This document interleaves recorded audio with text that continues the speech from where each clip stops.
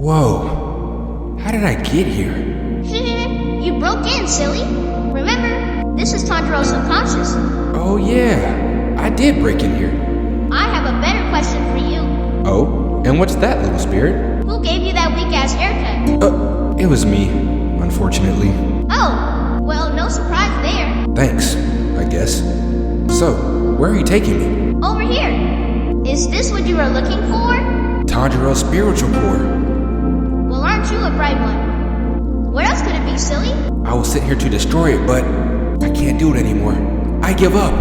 Just like you did on that haircut. Am I right, guys? Yeah, exactly. I was thinking the same thing. Shout out to my barber dog. Somebody kill me. Hey man, it's your boy Alex, and welcome back to another bang.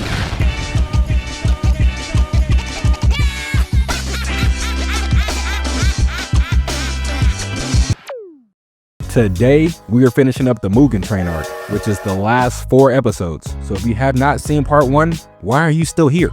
Go ahead and watch that one real quick, and then come back to this one. And now that that's out the way, if you haven't seen any of these episodes, spoiler warnings ahead. And without further ado, it's time to get unhinged.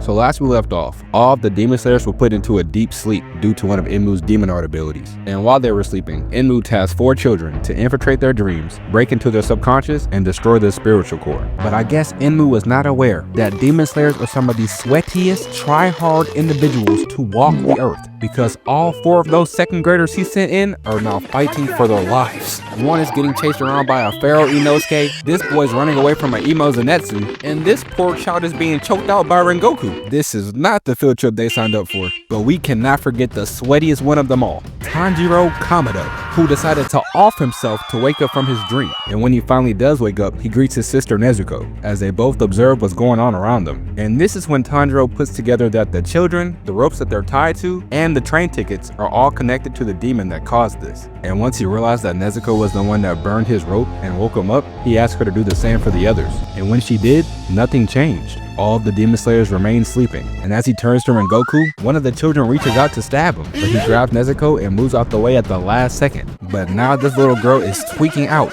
She yells out that now that the demon slayers are here, they won't get any more happy dreams. And suddenly the rest of the kids get up with needles in hand, ready to jump Tanjiro, except for one. The child that was tasked with invading Tanjiro's subconscious is not getting up, and this little girl tells him to get off his ass and help out. And I was like, damn, that's a little aggressive, huh? But she does not stop there. She then says, I don't care if you have tuberculosis. If you don't get up, I'm going to snitch on you. Oh nah.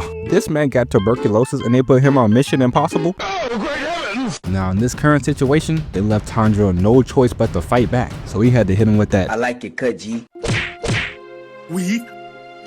He tried it.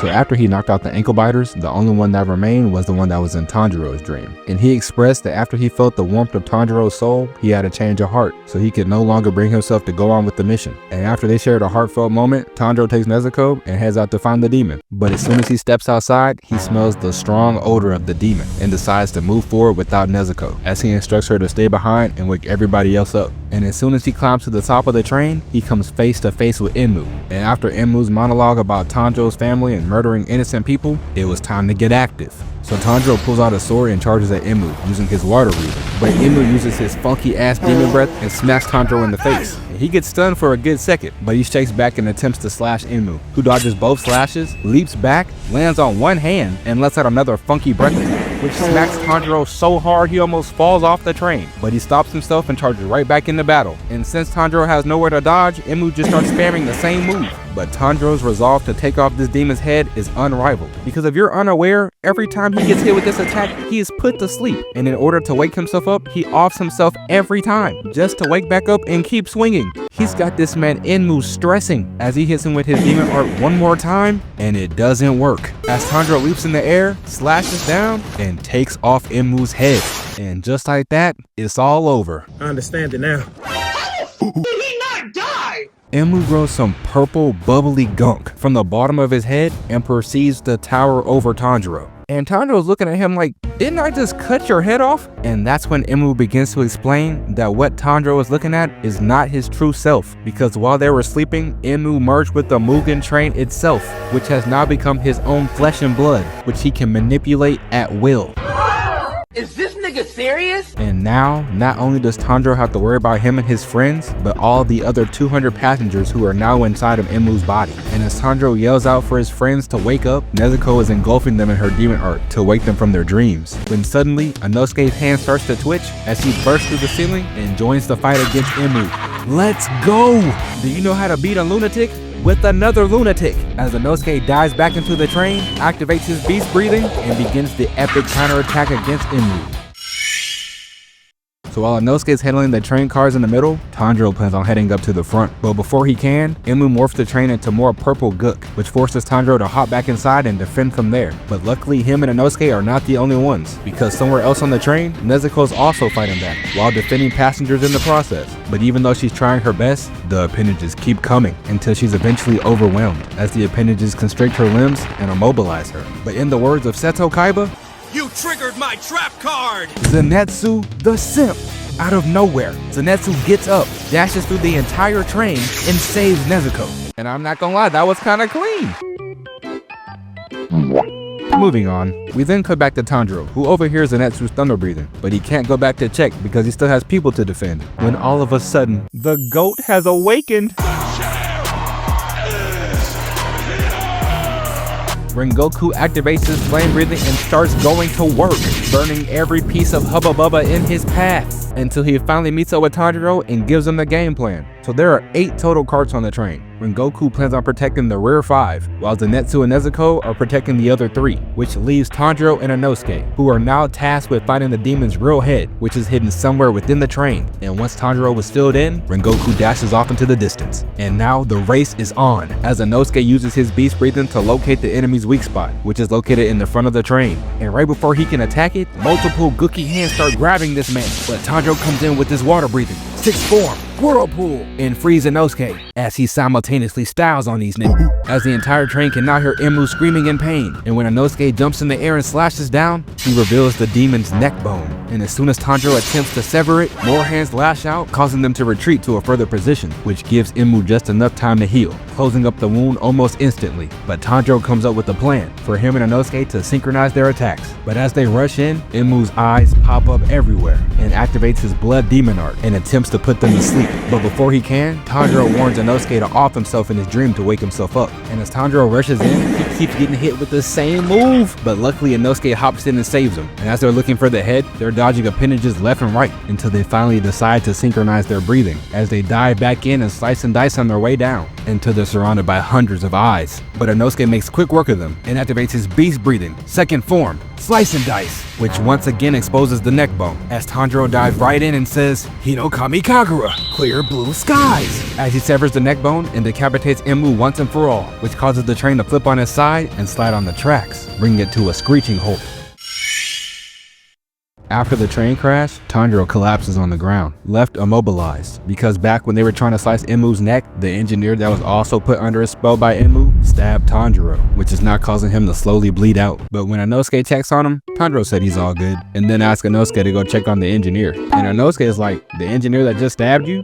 Shh, if you say so. And as Tanjiro lays there staring into the sky, Rengoku pops up out of nowhere and congratulates him on a job well done. And as he continues to praise Tanjiro, they are interrupted by a loud noise in the distance as they turn to see 2 glowing eyes staring back at them. And as the tension begins to swell and the dust begins to settle, it is now revealed who is appearing before them. Upper rank 3, Akaza. And this wasted no time. He dashed in to take off Tanjiro's head, no questions asked. But luckily Rengoku stepped in to defend him, causing Akaza to fall back. But this maniac regenerated his arm in 2 seconds and licked his own blood. And in that very moment, Rengoku knew he was in for a fight. But then Akaza gives Rengoku an interesting offer. An offer to become a demon, because he can sense how powerful Rengoku is, and that he won't be able to meet his full potential while staying a human. And Rengoku's like, I'll pass. And when Akaza hears this, the fight is on. So Akaza rushes in as they begin to fight in close quarter combat. And Tanjiro's like, what is happening over there? And as they continue fighting, Akaza is talking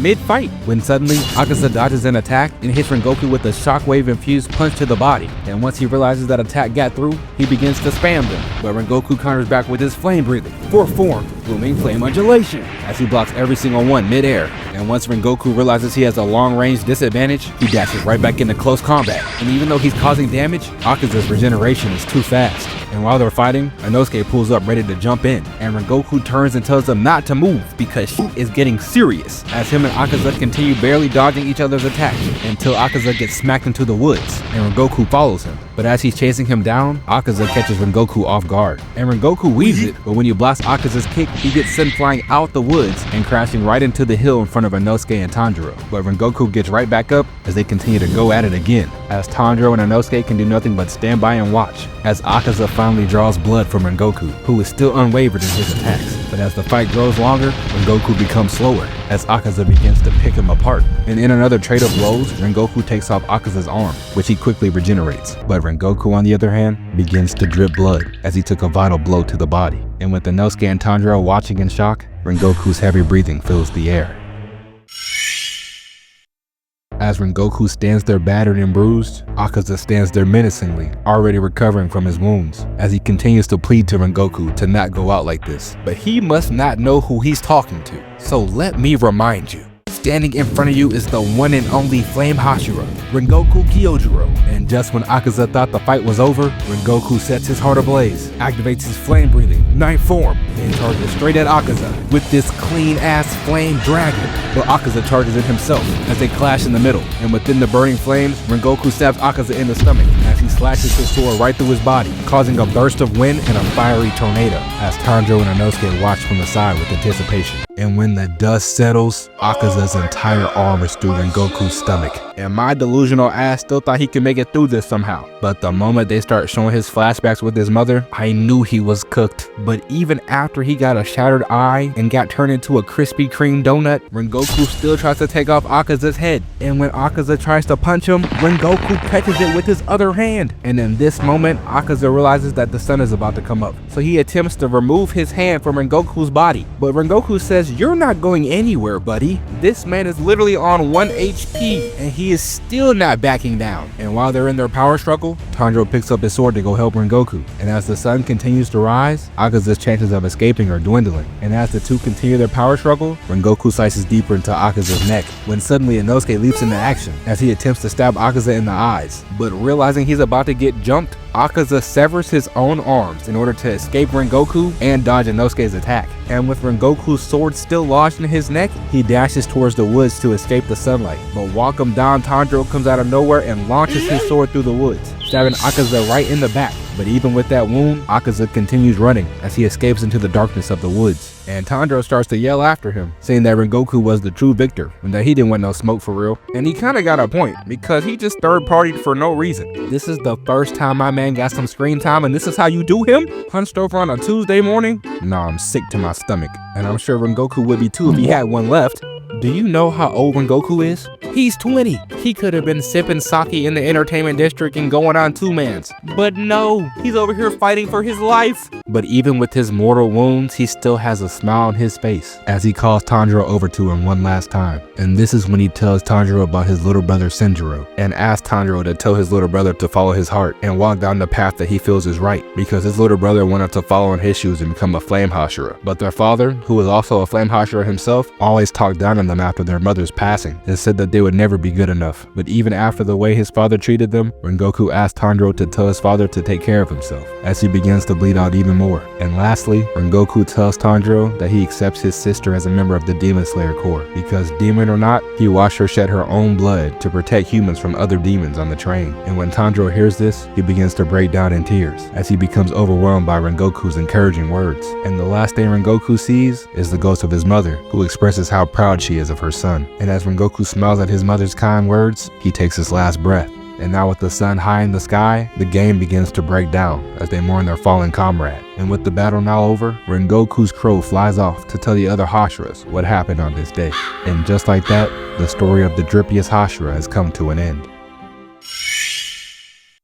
Alright, so that completes the Mugen train arc. This was a rough one to get through, I'm not gonna lie. Having to relive my man going through that was tragic. But shout out to my man Rengoku, bro. Now moving forward, I have a lot of options with animes and cartoons. So once again, if you want me to do something specific, let me know down in the comments below. And from the bottom of my heart, I appreciate everybody for watching. And if you rock with my videos, don't be afraid to like and subscribe too. It's your boy Alice, and I'll catch you next time.